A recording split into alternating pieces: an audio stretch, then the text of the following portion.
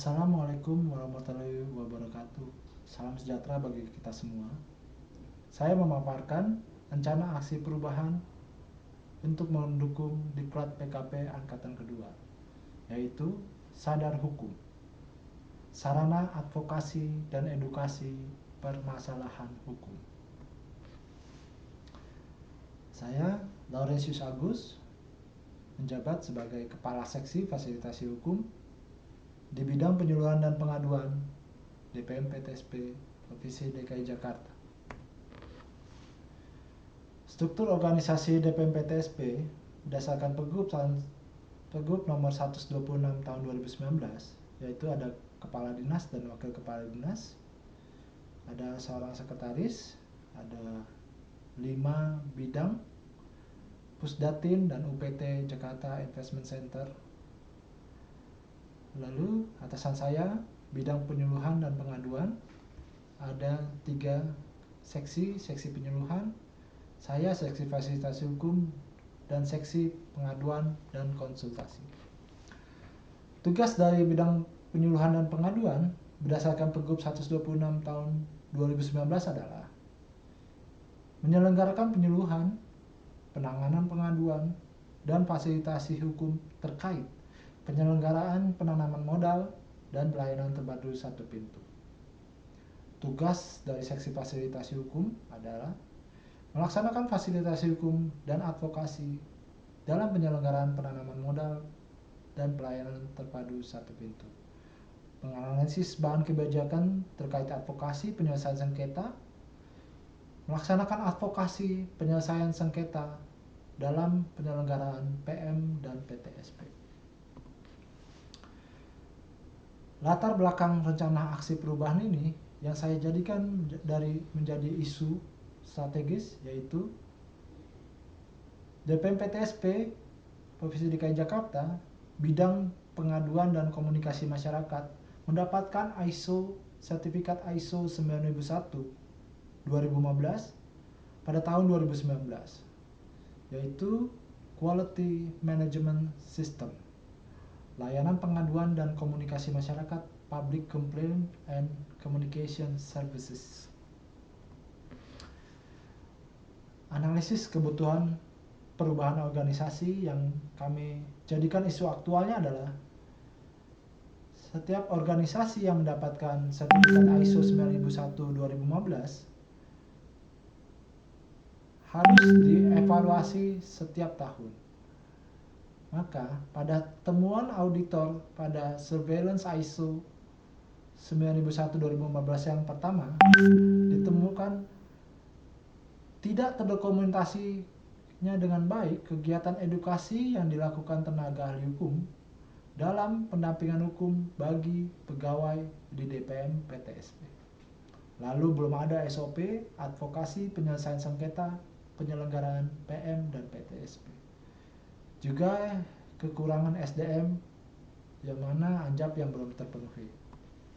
Kondisi pada saat ini SDM-nya seksi fasilitasi hukum terdiri dari 2 staf, yaitu 1 pelaksana teknis ahli, 1 pelaksana teknis terampil, dan kami dibantu oleh 2 tenaga ahli hukum, yaitu dari praktisi hukum. Di mana kondisi yang diharapkan sesuai ANJAP, yaitu 3 pelaksana teknis ahli dan 2 pelaksana teknis terampil, dan juga kami dibantu oleh 2 tenaga ahli hukum. Di mana permasalahannya karena penerimaan pegawai yang belum terpenuhi. Lalu sarana prasarana kegiatan konsultasi edukasi pada zaman COVID ini hanya melalui media telepon sehingga tidak terdokumentasi dengan baik. Maka dibutuhkannya sarana komunikasi yang dapat dengan mudah diakses oleh setiap pegawai dan dapat terdokumentasi dengan baik. Masalahnya belum ada media atau komunikasi yang mengakomodir dokumentasi kegiatan ini, sehingga pelayanan, edukasi, dan konsultasi dalam pendampingan hukum bagi pegawai DPM PTSP belum optimal. Kondisi yang kita harapkan menjadi optimal. Rencana aksi perubahan yang saya ajukan adalah sadar hukum, yaitu sarana advokasi dan edukasi permasalahan hukum di DPM PTSP. Nanti sadar hukum ini berupa layanan yang dapat diakses oleh setiap pegawai ASN dan non-ASN yang ada di DPM PTSP. Dia akan mengakses ptsp.jakarta.go.id/helpdesk yang tautan ini sudah dipakai oleh pegawai di DPM PTSP untuk bertanya kepada dinas. Namun untuk proses pendampingan konsultasi pendampingan hukum ini belum ada layanan itu di helpdesk ini. Sekarang kami ajukan nanti untuk disinergikan dengan helpdesk ini. Nanti setiap ASN dan non-ASN yang menerima surat panggilan dari aparat penegak hukum sebagai saksi akan menginput permohonan pendampingannya di sadar hukum. Dia akan mengattach surat panggilan dan dia akan mengattach dokumen-dokumen yang pendukung yang diminta oleh aparat penegak hukum. Lalu seksi fasilitasi hukum akan memverifikasi permohonan pendampingan hukum.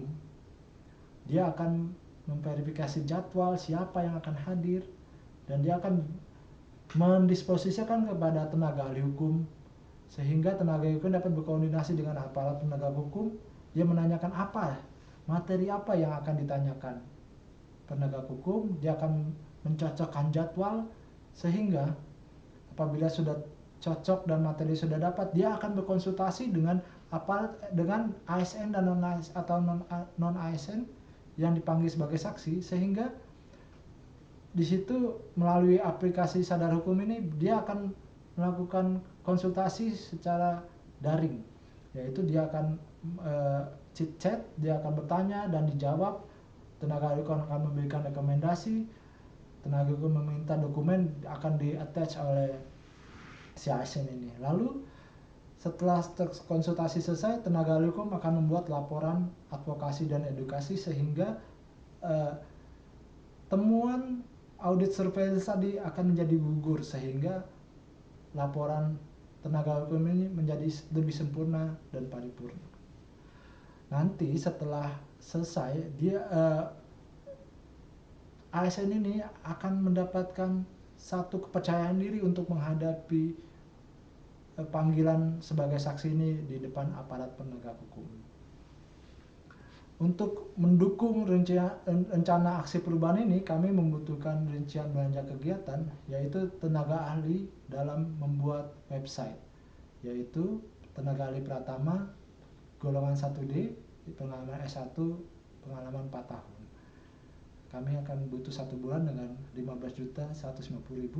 Lalu untuk pelaporan kami butuh kertas A4 1 rim, ballpoint 1 pack, tinta printer 1 buah dengan total Rp481.965.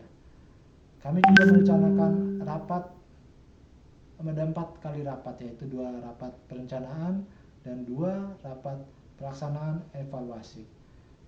Namun di masa pandemi ini rapat tidak diprioritaskan untuk tatap muka. Jadi kami hanya rapat melalui Zoom sehingga anggaran snack rapat dan makan minum tidak kami serap, tidak kami butuhkan. Jadi total rincian belanja kegiatan yang kami butuhkan adalah Rp15.631.965.